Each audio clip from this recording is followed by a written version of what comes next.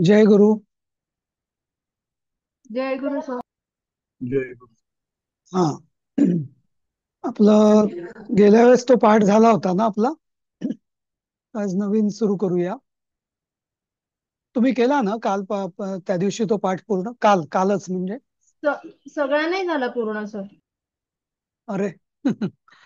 अं, बरं ठीक आहे, मग काही राहिलं असेल तर तुम्हीच उद्या जय मग गुरु. कंटिन्यू करा. हा, जय गुरु. आपण आज महा जरा नवीन सुरू करूया पाठ. हा,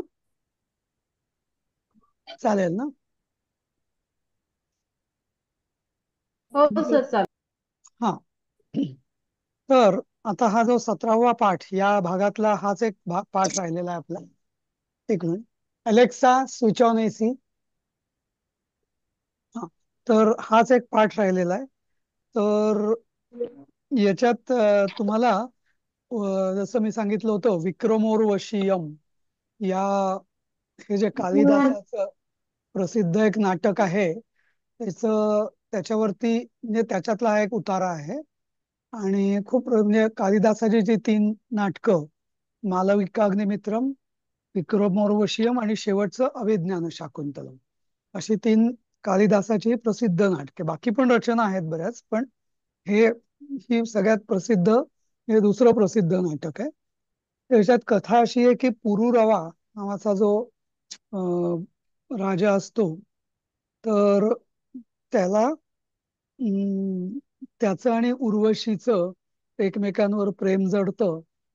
आणि असा बरेच मग ती कथानक आहे, ते मी तुम्हाला एक ते कथानक इंटरनेटवरती जे मला मिळालं ते मी तुम्हाला एक पीडीएफ करून पाठवलेलं आहे.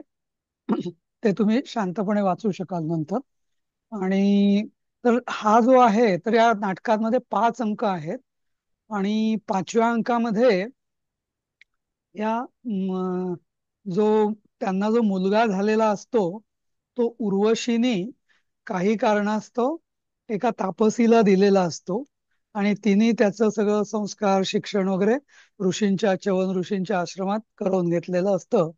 तर तो मुलगा, सुत म्हणजे मुलगा, तर तो आता यांना आई वडिलांना म्हणजे उर्वशी आणि रव्याला राजधानीमध्ये भेटतो. तर सुतसंगमा म्हणजे मुलाची भेट, असा हा प्रसंग आहे. आणि त्याचं कारण असं असतं की उर्वशी ही अप्सरा असते. आणि तिला इंद्रानी काहीतरी झाल्यावरनं म्हणजे कशावरनं तरी शाप दिलेला असतो की तू पुरुरवाकडे जोपर्यंत राहशील, जोपर्यंत तुझा पुत्राची भेट होत नाही, तोपर्यंत तू त्याच्याबरोबर विहार कर. जेव्हा तुझा मुलगा तुला भेटेल तेव्हा मात्र तू स्वर्गात परत ये, असं तिला सांगितलेलं असतं. हं. म्हणून तिने तो मुलगा आश्रमात ठेवलेला असतो, कोणाला न सांगता. हं. राजाला तर माहिती पण नसतं पुरुरव्याला की आपला मुलगा कोणी आहे म्हणून. तर अशी ती छोटस कथानक आहे या सगळ्याचं बॅकग्राऊंड. तर आता मी काय केलेलं आहे की हे जो मूळ मूळ जो पाठ आहे आपल्या पुस्तकातला, तो काळ्या अक्षरात ब्लॅक मध्ये ती वाक्य लिहिलेली आहेत. आणि त्याच्यावरती जी संस्कृत मध्ये जी टीका आहे, तर ती मी लाल अक्षरात लिहिलेली आहे. हा, तुम्हाला दिसतोय ना स्क्रीन तो? दिसतोय ना? हो हो हो. हा. हो हा. हो सर. हा. तर म्हणजे आणि तुम्हाला हेही कळेल की असं हे संस्कृत मधलं एखादं तुम्हाला ग्रंथ मिळाला तर त्याच्यामध्ये जे स्पष्टीकरण असतं ना, ते संस्कृत मध्येच पण सोप्या भागात असं दिलेलं असतं. कसं? तर आता सर सर एक मिनिट सर. इंद्राच्या शापाचं तुम्ही काय सांगितलं सर? या सगळ्या अप्सरा असतात, या स्वर्गलोकीच्या असतात ना. हो हा. हो हा. हो. तर असा तिला म्हणजे पुरुरव्याबरोबर ती जाते. पुरुरवा पण इंद्राचा मित्रच असतो. आणि त्यांनी त्याला हा. युद्धांमध्ये वगैरे बरीचदा राक्षसांशी युद्ध करण्यामध्ये पुरुरवा इंद्राला मदत पण करत असतो. पण हम्म काहीतरी होतं आणि मग इंद्र म्हणजे जेव्हा, त्यामुळे त्या इंद्राची अनुमती असते उर्वशी म्हणजे त्या अप्सरेला हम्म पुरुरवाकडे हम्म जाण्यामध्ये. पण काहीतरी होतं, हम्म त्या कथानक आहे ते, की ज्याच्यामध्ये हम्म उर्वशीला असं असतं की तू एकटी राहू शकशील राजाबरोबर पृथ्वी तलावर. पण जेव्हा हा तुझा हा. पुत्र भेट होईल तुझी, तेव्हा तुला स्वर्गात हम्म. परत जावं लागेल पुरुरव्याशी ताटातूट होऊन. असं असा तो शाप. ओके हम्म. ओके ओके आता हे ओके ओके. सगळं जे आहे थँक्यू ना, सर. माझ्या दृष्टीने किंवा बऱ्याचशा यांच्या दृष्टीने हे नाट्य आहे. नाट्य म्हणजे हे की याला काही काही गोष्टींना याला की असा शास्त्रीय म्हणा किंवा ऐतिहासिक आधार आहेच असा नाही. म्हणजे हे की हा हम्म. म्हणजे जसं महाभारतात हे की पण जसं ते कवीची प्रतिभा असते, तसं हम्म. कालिदासाने हो. ते पुरुरवा आणि उर्वशी यांचं एक हे प्रेम प्रकरण असं थोडस महाभारतात हम्म. सांगितलेलं आहे. पण त्याचं त्यांनी मग ते हम्म. कथानक म्हणजे नाट्य केलेलं आहे. हे पूर्ण 5 अंकाचं असं. अच्छा. ओके हा ओके.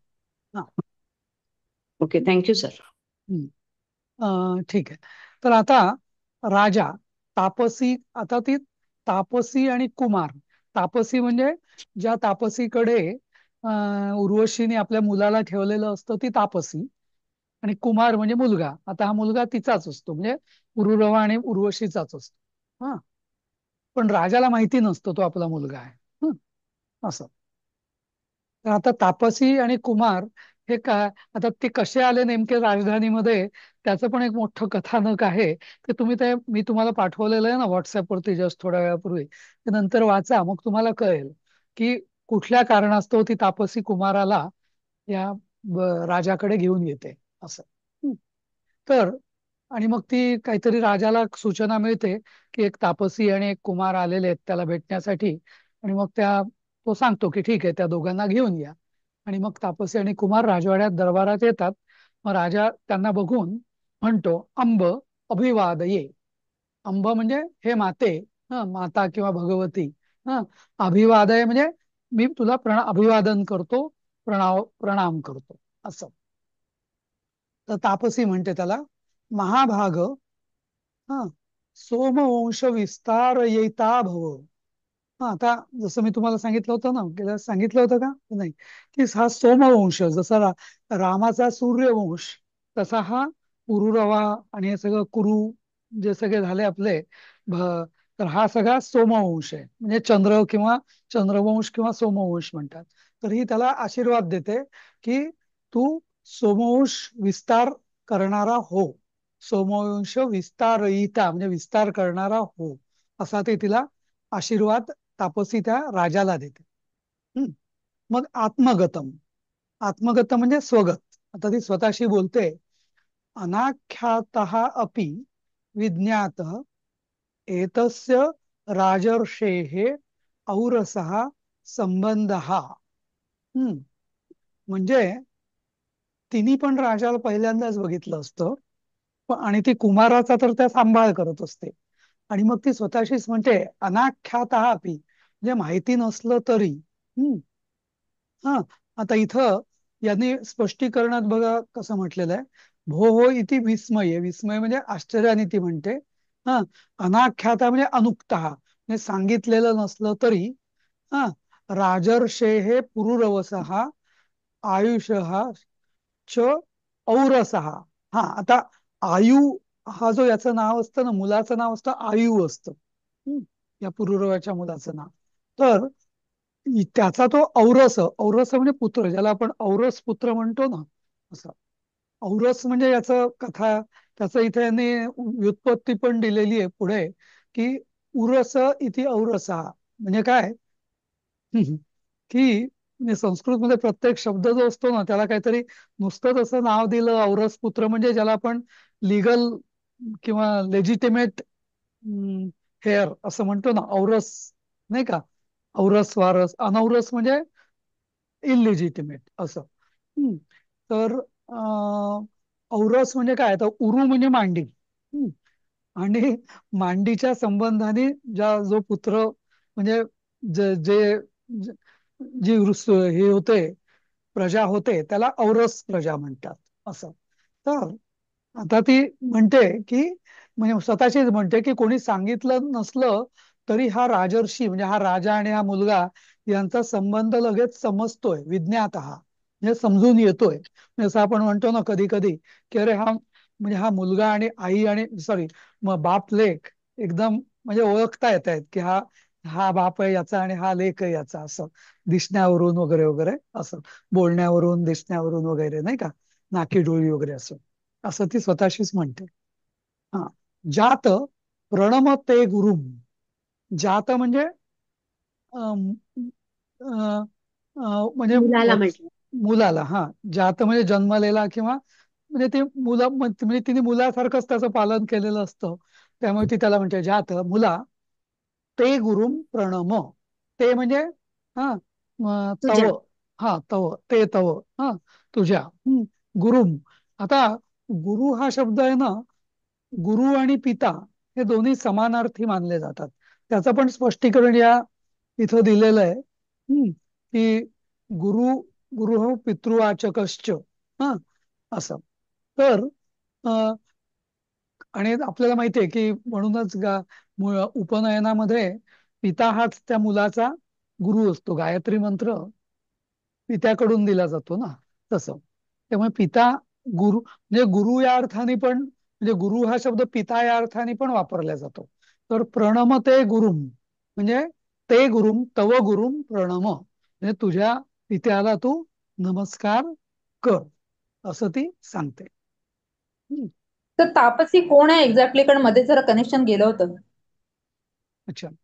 तर तापसी ही तप करणारी, वनात राहणारी, ऋषींच्या आश्रमात राहणारी एक स्त्री आहे. तापस म्हणजे तपश्चर्या करणारी. आणि उर्वशीनी तिला जे मूल झालं, तर ते झाल्या झाल्या त्या मूल तापसीला दिलं होतं. ती सांगते पुढे काय ते.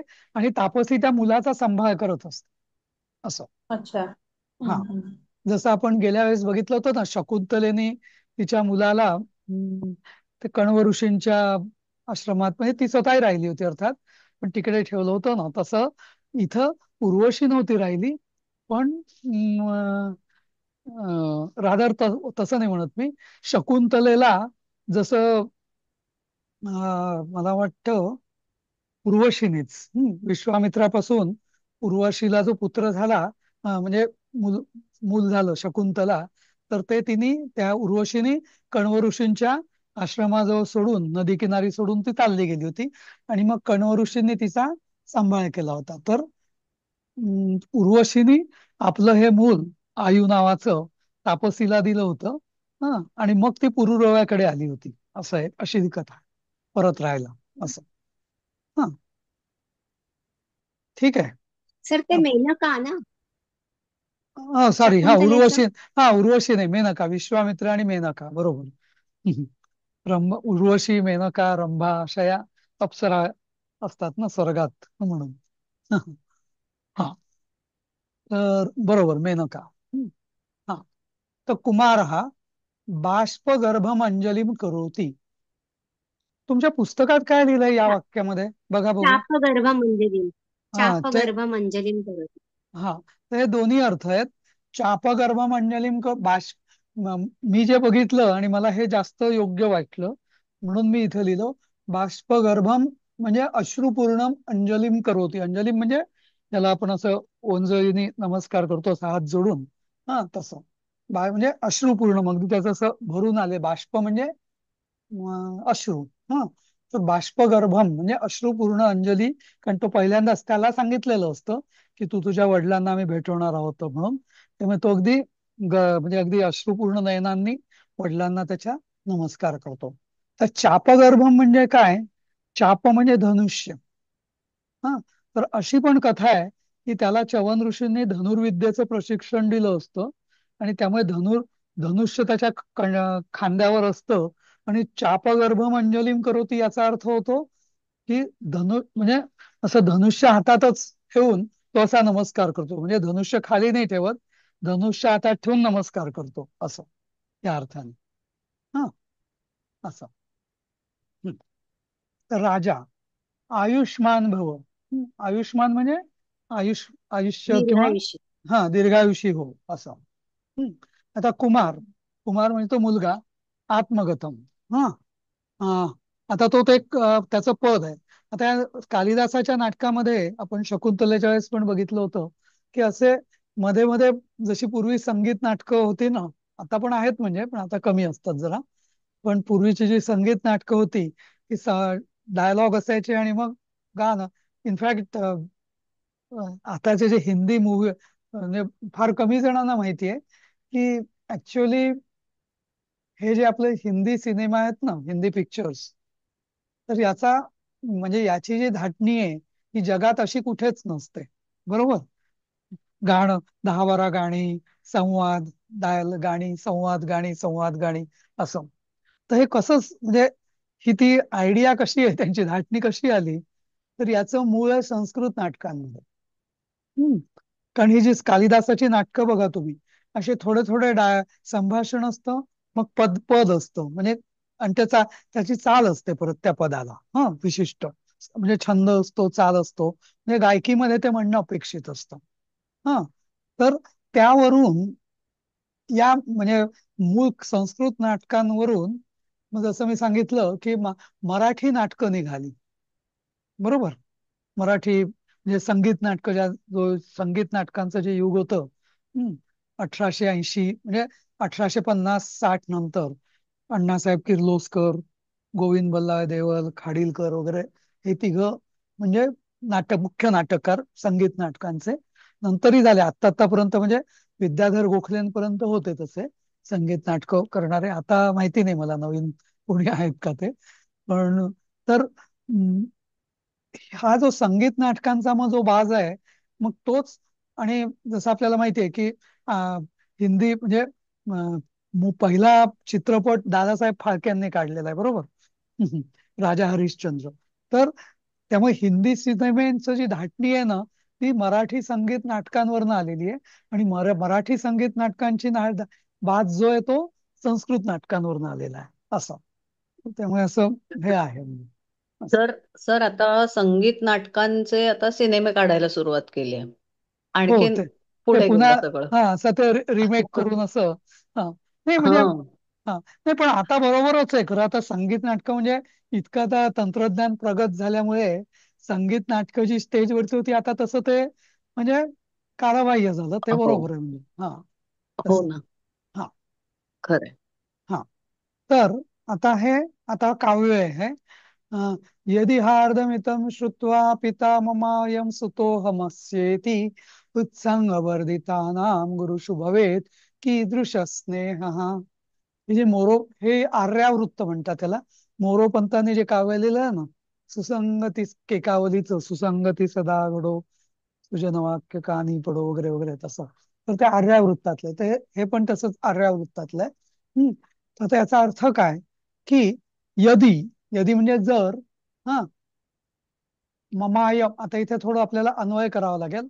अयम म्हणजे हा, मम पिता, हा माझा पिता, अहम अस्य सुतः, आणि मी याचा मुलगा, हा, इति श्रुत्वा, इथे इति आहे ना, सुतोहमस्य इति, तर इति श्रुत्वा, हे ऐकून, इदम हार्दम, तर इतकं मला प्रेम किंवा आनंद उचंबळून येतोय, असं त्याला म्हणायचंय. तर म्हणजे यदी आणि, हा, तदी, उत्संगे, उत्संग म्हणजे मांडी, उत्संगे गुरुषु म्हणजे गुरुषु उत्संगे पाहिजे अन्वयामध्ये. गुरुषु उत्संगे म्हणजे पित्याच्या मांडीवर, वर्धिताना, वाढताना किंवा मोठं होताना, म्हणजे थोडक्यात आई वडिलांच्या मांडीवर बागडताना, किंवा त्यांच्या अंगावर वाढताना, कीदृशः स्नेह भवेत, तर किती प्रेम मिळत असेल किंवा होत असेल, असं तो कुमार. या कुमार म्हणजे अक्षरशः कुमार आहे, म्हणजे छोटा मुलगा नाहीये. कुमार वयातला आहे असं. हा. तर असं हे म्हणतो. आणि मग याचं स्पष्टीकरण, म्हणजे याचा अर्थ म्हणा, स्पष्टीकरण. आणि संस्कृतमध्ये ना अशी जी टीका असते ना, म्हणजे म्हणजे बरेच धार्मिक ग्रंथ की ज्याच्यावर, आता जसं शंकराचार्यांचं आपण बघितलं होतं गीतेवरचं भाष्य, ते असंच असतं. एक श्लोक लिहिलेला असतो, आणि मग त्याच्यावर संस्कृतमध्येच त्याचं स्पष्टीकरण दिलं असतं. जसं इथं पिता म्हणजे जनक, हा, सुत म्हणजे पुत्र, हा, इदम हार्दम म्हणजे विलक्षणम प्रेम, जागर्ती, असं. तर त्याचं स्पष्टीकरण म्हणजे अर्थ जरा वाढवून लिहिलेला असतो, स्पष्टीकरणात्मक, असं. तर म्हणजे ही पद्धती सगळ्या म्हणजे तुम्हालाही समजू, म्हणजे ज्यांना ज्यांना संस्कृतचा मोठ्या नंतर पुस्तकांचा वगैरे अभ्यास करायचा आहे त्यांना ही स्टाईल म्हणजे समजायला हवी, म्हणजे असं, कारण असं सगळं लिहिलेलं असतं. त्याचं स्पष्टीकरण हे आपण आतापर्यंत काय बघतो, नाही बाब संस्कृत वाक्य आणि त्याचा मराठी अर्थ, पण त्यात तेवढी मजा नसते. संस्कृत वाक्याचं त्याच लेखकाने जर संस्कृतमध्ये स्पष्टीकरण दिलेलं असेल ना, तर ते स्पष्टीकरण वाचण्यात खूप, म्हणजे कारण ते ओरिजिनल असतं. हा, आता हे बरेच मोठमोठे जे म्हणजे ग्रंथ आहेत ना, धार्मिक आध्यात्मिक ग्रंथ, धार्मिक ग्रंथ, तर त्यात या मोठमोठ्या लेखकांनी असंच केलेलं आहे. स्वतः एखादं ते, जसं आता ब्रह्मसूत्र आहेत, शंकराचार्यांनी ब्रह्मसूत्रावर भाष्य केलेलं आहे, बरोबर. तर त्याचं जे स्पष्टीकरण आहे ना, ते खूप संस्कृतमध्येच असतं, पण ते समजायला खूप त्यांनी विवेचन छान केलेलं असतं. पण ते मूळ संस्कृतमध्येच समजून घेण्यात जी मजा असते ना, ती त्याचं भाषांतर वाचण्यात नसते. तर हे तुम्ही नंतर वाचा. मी सध्या आपण हे थोडक्यात बघूया, पण तुम्ही हे वाचा म्हणून मी मुद्दाम सगळं लिहिलेलं आहे इथे. राजा भगवती किम आगमन प्रयोजनम. आता राजा तिला विचारतो, तापसीला, हा, की राजाला अजून माहिती नाहीये की हा मुलगा आपला आहे. तापसीने त्याला सांगितलंय की तू गुरुला किंवा पित्याला नमस्कार करू, म्हणून त्यांनी केला. राजाने त्याला आशीर्वाद दिला, पण अजूनही राजाने काही ओळखलेलं नाहीये किंवा त्याला काही माहिती नाही. हा, आता राजा भगवती म्हणजे ती तापसी असल्याने तिला तो भगवती म्हणतो. देवी. हा, हम्म. देवी. हा, आणि ती, येण्याचे कारण होते. हा, किम आगमन, तुझ्या म्हणजे तुमच्या आगमनाचे प्रयोजन म्हणजे उद्दिष्ट काय असं. हम्म, हा, हेतू काय. तर तापसी शृणोतु महाराजा, म्हणजे महाराजा शृणोतु म्हणजे ऐकावे. एष दीर्घायुः आयुः जातम. हा, हा दीर्घायुषी म्हणजे ज्याला आपण चिरंजीव म्हणतो ना, तसं हे दीर्घायु म्हणजे मुलांचं नाव घेताना आपण चिरंजीव अमुक अमुक असं म्हणतो ना, तसं हे हा चिरंजीव आयु, हा, जातम म्हणजे आयुर्जातम म्हणजे आयुः जातम म्हणजे आयु नावाचा मुलगा, अत्र एव, हा, उर्वश्या, उर्वश्या म्हणजे उर्वशी कडून, किम अपि निमित्तम अवेक्ष, हा, अ, अ, म्हणजे काही कारणास्तव, काही निमित्ताने, हा, मम हस्ते न्यासी कृतः म्हणजे माझ्या हातात सोपवल्या गेलेला आहे. हा, हा, यत क्षत्रिय कुमारस्य जातकर्मादि विधानम तद अस्य, ह्याचे जातकर्म म्हणजे हा क्षत्रिय कुमार असल्याने या क्षत्रिय कुमाराचे जातकर्म, जातकर्म म्हणजे नाम नाव ठेवणं आणि बाकी सगळे संस्कार, भगवता चवनेन, भगवंच तृतीया, भगवता चवनेन अशेषम अनुष्ठितम. अशेषम म्हणजे काही बाकी ठेवलं नाही, सगळं ते अनुष्ठान किंवा ते पूर्ण केलेलं आहे. गृहीत विद्या धनुर्वेदे अभिविनित, म्हणजे बाकी विद्या घेतल्यावर, गृहीत केल्यावर धनुर्विद्येमध्ये यांनी विशेष प्रावीण्य मिळवलेलं आहे, अभिविनित असं. हं? तर याचं, हा, ह्याच्यामध्ये न्यासीकृत हे भूतकाळात येतं ना? काय काय, न्यासीकृत म्हणजे भूतकाळात येतं. हो, केलं होतं असं, बरोबर. हा, केलं. म्हणजे हा, माझ्याकडे सोपवलं होतं असं. हा, होतं, बरोबर. हा, मग रक्षण इथं लिहिलेलं आहे, त्याचा अर्थ रक्षण, न्यासीकृत म्हणजे काय, रक्षण पोषणाय निक्षिप्त, निक्षिप्त म्हणजे संस्थापित असं, म्हणजे त्याच्या रक्षण आणि पालन पोषणासाठी माझ्याकडे ठेवलं होतं असं. पूर्वश्या केनाप्य अज्ञात उद्देशानं म्हणजे तिने काहीतरी उद्देशाने या कुमाराला जन्मतः माझ्याकडे लालन पालनासाठी समर्पित केलं होतं. असं, आणि मग त्याला सगळं दिलेलं आहे, संस्कार वगैरे केलेलं आहे. हा, आणि अर्थ दिलाय सर याचा खाली? हा, तोच हा सगळा मी दाखवतोय ना स्लाइड वरती, म्हणजे स्लाइड म्हणजे, आणि हे तुम्हाला मी, ही पण PDF तुम्हाला पाठवली आहे मी, हे वर्ड डॉक्युमेंट रदर. हा, नंतर तुम्ही वाचू शकता. हा, हा. सर इत्यर्थ म्हणजे काय? इति अर्थ असे ओके. असा अर्थ आहे असं. हा. हम्म. हा. मग असं ती त्याला सांगते की याला अं, म्हणजे याला सगळा संस्कार करण्यात आला, याला सगळ्या विद्या देण्यात आला, याला धनुर्वेदामध्ये यांनी विशेष प्रावीण्य मिळवलं वगैरे वगैरे असं.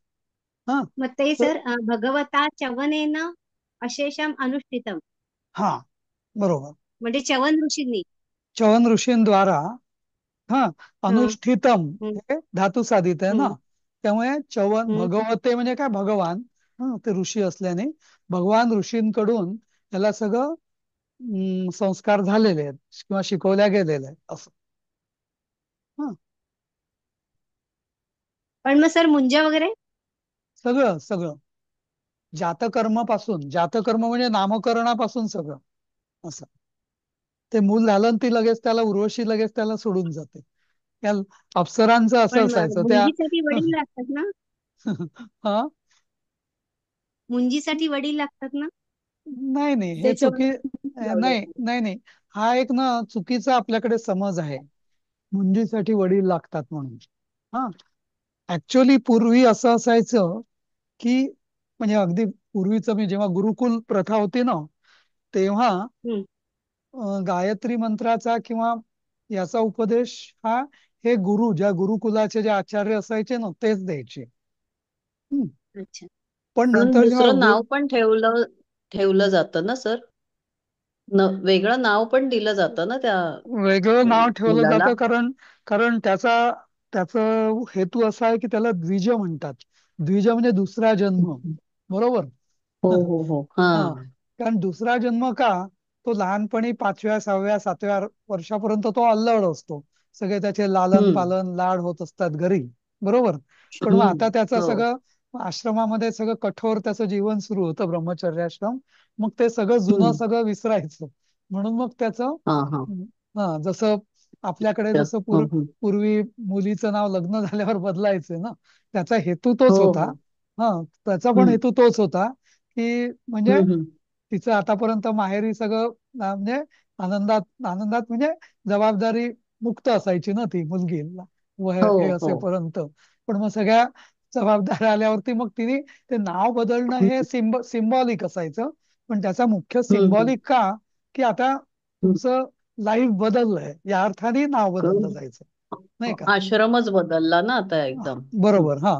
म्हणजे जसं मुलीला हं. पत्नी झाल्यावरती नाव बदलायचे तसंच म्हणजे त्याच्याच आधी अर्थात मुलाचंही नाव हम्म. ब्रह्मचर्य आश्रमामध्ये गेल्यावरती त्याचं दुसरं नाव दिलं जायचं असं. बरोबर. आणि मग सर तसंच इथे मग तो शस्त्रास्त्र विचक्षण म्हटलं, ते विचक्षणचा अर्थ काय? म्हणजे ज्ञान. विचक्षण म्हणजे ज्ञान, अच्छा. शस्त्रास्त्रांचं ज्ञान. म्हणजे हम्म. धनुर्विद्या हम्म. आधी धनुर्वेदम म्हटलं ना म्हणजे शस्त्रास्त्राचं ज्ञान हो. असं. हम्म. हम्म. ओके तसंच ओके. संन्यास घेताना पण नाव पुन्हा त्याच्याच करता बदललं जातं. कारण का अच्छा. हा हम्म. संन्यासात ते काहीतरी मग काहीतरी आनंद वगैरे असं लावतात ना, विस्मय म्हणजे. हो हो हो. हा ते त्याचं कारणही तेच आहे ते, कारण त्यांनी मागचं सगळं विसरायचं असतं जुनं लाईफ असं, हो जुनं म्हणून मग आयुष्य. सर हे जे मोठे मोठे गुरु वगैरे असतात त्यांची अशी विज्ञानानंद वगैरे वेगळे वेगळे नावं असतात का? हो. सरस्वती अच्छा. किंवा आनंद त्यांना हा हा हा. संन्यासाची दीक्षा. संन्यास हा आश्रम आहे जसं हो. म्हणजे ब्रह्मचर्य आश्रम, चार आश्रम. गृहस्थाश्रम, हो. वानप्रस्थाश्रम मध्ये बदललं जात नाही. पण हम्म. याच्यामध्ये बदललं जातं नाव. कारण संन्यासामध्ये म्हणजे तुम्ही सगळ्या जगाशी तुमचा संबंध सुटला तुटला असं. हो हो म्हणून हो मग हो. तुमचं ते आनंद नाव म्हणजे का की आनंद याचा अर्थ का आता तुम्ही आनंदात जगा म्हणजे आनंदाकडे प्रवास करणार. नाही, प्रवास कर. आनंदाकडे प्रवास करणार. नाही नाही म्हणजे तुमच्या म्हणजे काय जसं ते गीतेत सांगितलेलं ना, शोक आणि मोह. शोक आणि मोहाचा हो तुम्ही त्याग करा म्हणजे आनंदी राहा. हो. काय जे मिळेल त्यात समाधान माना असं. हम्म. कशाची चिंता करू नका, बरोबर. कशाचा शोक करू नका, कशाचा मोह हो. करू नका असं. म्हणून ते तटस्थ. हम्म. हा. तर म्हणून त्यांचं नाव आनंद असतं, आनंदनाथ किंवा आनंद असं असं. ओके, हं, हे असं. नवीन कळलं सर आज. हा. म्हणजे आश्रमात नवीन नाव मिळतं हे. हो, हो. आम्हाला हा. पण नव्हतं हा, माहिती. हा. अच्छा. आणि ते हा. सर कटाक्षाने इथे असतं. हा. हो हो. बोल. गृहीत विद्यो धनुर्वेदे अभिविनितः म्हणजे सर्व विद्या पण त्यांनी हे ग्रहण हो केलेल्या आहेत असं म्हणायचं हो ना. हो हो. गृहीत विद्या म्हणजे बाकी 14, बाकी वेद विद्या वगैरे. हा, पूर्वी गुरुकुलामध्ये कसं असायचं म्हणजे की आधी त्या त्या व्यक्तीला साधारण विद्या दिल्या जायच्या, म्हणजे वेदांचं ज्ञान वगैरे वगैरे सगळं ज्ञान. आणि मग तो ज्या कुलातला असेल, म्हणजे तो जर ब्राह्मण कुलातला असेल तर त्याला ब्राह्मणाची जी कृत्य त्याचं विशेष ज्ञान दिलं जायचं. जर ते क्षत्रिय कुलातला असेल तर त्याला धनुर्विद्या म्हणजे हे सिम्बॉलिक आहे. धनुष्य म्हणजे पण शस्त्रविद्या अस्त्रविद्या यांचं ज्ञान दिलं जायचं. आणि वैश्यपुत्र असेल तर त्याला सगळं म्हणजे वैश्य म्हणजे शेतीचं वगैरे वगैरे हे सगळं ज्ञान दिलं जातं. पशुपालन आणि शेती हे मुख्य वैश्य वृत्तीचे ते व्यवसाय होते ना, तर त्यांचं ज्ञान दिलं जायचं. आणि असं तर हे पूर्ण आपली समाज व्यवस्था अशी होती की गुरुकुलामध्ये सगळ्या काही ज्ञान हे सामायिक असायचं, पण त्याच्यानंतर ते ते स्पेसिफिक ज्ञान त्या त्या कुलातनं आलेल्या मुलांना दिलं जायचं असं. असं सर ग्रॅज्युएशन आणि एक पोस्ट ग्रॅज्युएशन हा सर असं. एक वेगळी शंका विचारली तर चालेल का? हा जेव्हा आमच्या मुलांच्या मुंजी झाल्या तेव्हा त्यांचं नाव बदललं, पण हम्म. नाव बदलल्यावर त्यांना सांगितलं हे नाव सिक्रेट ठेवायचं आहे, कोणाला सांगायचं नाही, असं का? त्याचं कारण असं की ते जे नाव आहे ते म्हणजे ते गुरुकुलात गेल्यावर तिकडे प्रकट करायचं असतं. बरोबर. हो, आता तुम्ही गुरुकुलात कधी गेलेच नाही तर ते नाव कोणाला सांगायचा प्रश्नच कधी येतो, येत नाही का? नाही, बरोबर. हो, म्हणून हो. म्हणजे ते नाव फक्त ओके. गुरुला सांगायचं. आता मी जसं म्हणजे आता माझं सांगतो मी की माझी संध्या झाली हं, म्हणजे मुंज झाली माझी, तर मला हो. आमच्या गुरुजी म्हणजे वडिलांकडूनच अर्थात मुंज हं, उपदेश दिला आणि मला नाव देण्यात आलं, माझं नाव. तर मलाही सांगण्यात हं, आलं की कोणाला द्यायचं नाही. पण हं, मग हं, आता संध्येमध्ये असा एक विधी असतो, म्हणजे आम्ही जेव्हा संध्या हं. करतो ना रोजची, सकाळची संध्याकाळची, हो, तर त्याच्यामध्ये हो, एक विधी असतो की हो. गुरु म्हणजे गुरु आणि पितरांना आपल्या हं, वंशातल्या सगळ्यांना आपण हं. नमन करतो. हा, तर त्याच्यात हो, मग ते नाव उच्चारून की मी असा घ्यायचं अशा असतं. हो, नावाचा मी तुम्हाला नमन करतोय असं हो, ते हो. सांगायचं असतं बरोबर. असं. पण ते बाकी हो, हो, कोणालाच हो. सांगायचं, फक्त आपल्या त्या वंशातल्या गुरूंना आणि पितरांना हो. सांगायचं असतं असं. Okay, okay. हं. बरोबर, बरोबर. हो. ओके. Thank you sir. ठीक. हा, ठीक आहे. तर हा, आता राजा म्हणतो सनाथ हा खलु संवृत्त. आता राजा तिने जेव्हा ती सांगते की याला सगळं आता झालेलं आहे, हा तयार आहे एकदम सगळ्यातनं, तर राजा सांगतो हा म्हणजे अं, भ- अं, राजा म्हणतो सनाथ हा खलु संवृत्ता म्हणजे काय, भगवत्या धात्री कर्म ग्रहणेनं. भगवत्या म्हणजे ती तापसी भगवती, हा म्हणजे भगवतीकडून, हा नद्या हा सारखं तृतीया भगवत्या, म्हणजे भगवतीकडून धात्री. धात्री म्हणजे काय, धारण करणारी. हम्म. जसं एखाद्याची आई जेव्हा म्हणजे एखाद्या मुलाची जेव्हा आई जाते आणि दुसरा कोणी त्या मुलाचा सांभाळ करतो, तर त्याला धात्री म्हणतात. हम्म. तर धात्री म्हणजे काय, तर धारण करणारी. तर या मुलाला पालन पोषण धारण कोणी केलं, या भगवतीनी तापसीनी. मग राजा म्हणतो की भगवतीने धात्री कर्म ग्रहण केलं, म्हणजे ती जबाबदारी घेतली. भगवता चवनेन च जनक कर्म परिग्रहेण. आणि चवन ऋषींकडून जे पित्याचं जे कर्म असतं की सगळं म्हणजे विद्यादान करणं, शिकवणं वगैरे, तर ते सगळं संस्कार करणं, त्याचं जातकर्मापासून सगळे संस्कार करणं, ते चवन ऋषींनी केले. तर अनुगृहीत हा म्हणजे हे सगळं त्याने खूप माझ्यावर उपकार केले, अनुग्रह केला अगदी असं. म्हणजे सनाथ हा म्हणजे हा तसा मुलगा हा अनाथ होता, कारण याला आईने सोडलेलं होतं. पण याला सनाथ केलं खरोखर, पूर्णपणे संवृत्ता म्हणजे पूर्णपणे याला सनाथ केलं. सनाथ म्हणजे नाथ म्हणजे काय, स्वामी. अनाथ म्हणजे ज्याला कोणी मालक नाही तो अनाथ, नाही का, मालक नाही किंवा त्याचं कोणी संरक्षण करणारा नाही तो अनाथ. बरोबर.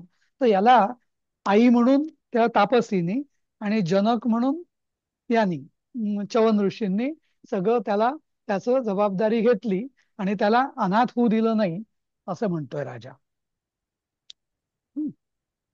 पण मग इथे राजाला कळलं का की तोच याचा वडील आहे? हो, उर्वशी सांगता ना ती तपसी की उर्वशीने माझ्याकडे ठेवलं होतं म्हणून. मग लगेच राजा लक्षात येतं ना की उर्वशीने याला सोडलं म्हणजे उर्वशी म्हणजे या दोघांचंच असणार हे लक्षात येतं ना त्याच्या. हम्म. हम्म. मग आता तापसी पुढे सांगते हा की अद्य म्हणजे आज हा पुष्प समिद अर्थम ऋषिकुमारकैः सह गतेन अनेन आश्रम विरुद्धम आचरितम.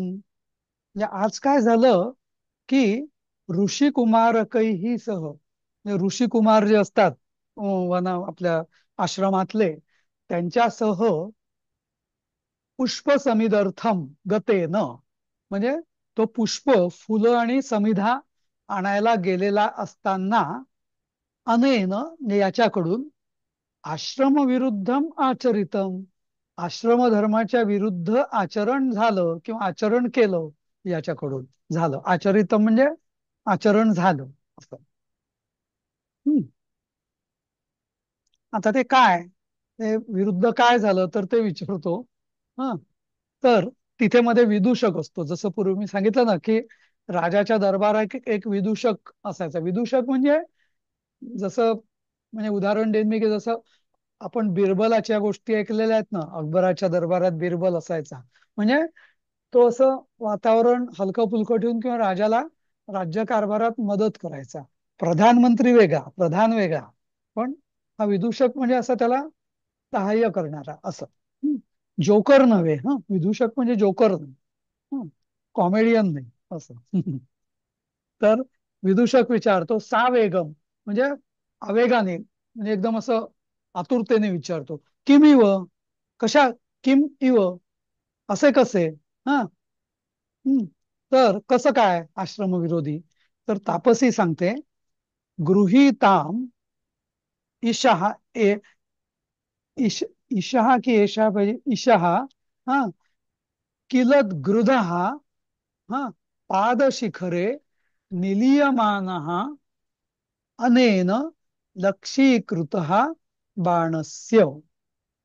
त्याचं स्पष्टीकरण तापसी खाली दिलेलं आहे बघा. गृहीत आमिषः. आमिषः म्हणजे आमिष म्हणजे मांस. माहितीये मांसखंड. आमिषः गृहीत मांसखंड गृध्रः. गृध्रा म्हणजे गिधाड. गिधाड किंवा गरुड दोन्ही. तर गरुडाला गरुड कसा होता त्यांनी आपल्या त्या चोचीमध्ये किंवा पायांमध्ये मांसखंडाचं आमिष धरलेलं होतं आणि आश्रमस्य सन्निकटवर्तीनः पादपस्य तरोः शिखरे म्हणजे आश्रमाच्या जवळच्या पादप म्हणजे झाड बघितलंय आपण मागे ना प्रारंभ की प्रवेश मध्ये होतं. पादप म्हणजे वृक्ष. पादप पादप म्हणजे काय ज्याला खूप पाय असतात म्हणजे मुळं म्हणून त्याला वृक्ष म्हणजे वृक्षाला पादप असं म्हटलं जातं. पादपस्य तरोहो शिखरे म्हणजे वृक्षाच्या उंच फांदीवर निलीयमान म्हणजे सुप्त म्हणजे अं, अं, अं, असा झोपलेला की काय असा बहुतेक तो असेल गिधाडते किंवा लपले. नाही निलियमान म्हणजे लपवलेलं त्यांनी ते आमिष लपवलेलं होतं. अनेन बाणस्य लक्षीकृत हतः इति अर्थः. म्हणजे यांनी काय केलं म्हणजे हा आश्रमात राहत होता धनुर्विद्या वगैरे शिकला होता पण यांनी त्या गिधाडाला मारलं. जे गिधाड आपलं आमिष घेऊन बसलेलं होतं आश्रमाच्या जवळच्या झाडाच्या शिखरावरती त्याचा यांनी वेध घेतला लक्ष करून त्याला मारला असं. तर इदम आचरणम आश्रम आवास प्रतिकूलम इति अर्थ. आता हे जे आचरण आहे हे आश्रम धर्माच्या प्रतिकूल आहे किंवा विरुद्ध आहे असं ती तापसी सांगते त्याला. समजलं.